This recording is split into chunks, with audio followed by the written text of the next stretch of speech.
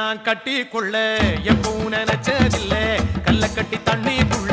முன்புறவன் யாரும் இல்ல வேணாண்டி விட்டு விடடி நான் தவிச்சாக்கா தண்ணி